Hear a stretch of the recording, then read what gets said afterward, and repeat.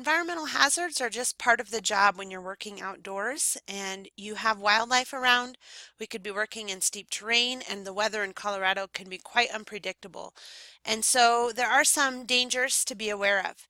The first is that we'll discuss is wildlife, and perhaps the most likely encounter with wildlife that you may have is a rattlesnake. Along the foothills of our Front Range is just perfect rattlesnake habitat. But the nice thing about rattlesnakes is that they do warn you before they strike, typically. And the other good news is usually the rattlesnake bites are not fatal, highly painful and can be fatal, so it's not all good news. But the snake does try to warn you, and so having your ears open, your eyes open, and listening for that distinct sound is a really good practice to get into when you're working in rattlesnake country. If you are bitten, move away from the snake so you don't get struck twice. Inform others that you are bit and stay calm. Do not try to capture the snake. That is an urban legend. You do not need to bring the snake in. You're just likely to get struck again or someone else is.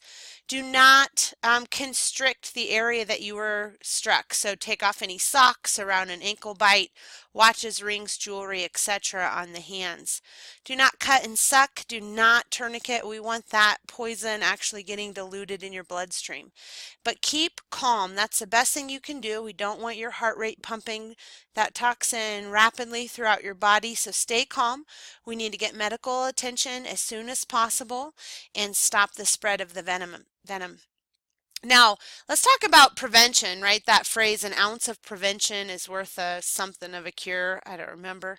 But anyway, avoid sticking your hands into crevices or unseen areas. You have multiple senses, eyes and ears. Use them. So if you're climbing up rocks, you need to make sure you're peeking and seeing where you're sticking your hands. When you're walking through tall grass, or not, even on the trails, be aware, walk slowly, watch where you put your feet down. And again, listen for that distinct rattle. Most rattlesnakes warn before they strike. They're not an aggressive snake. If you do see a snake, stop, remain calm, back away, warn others.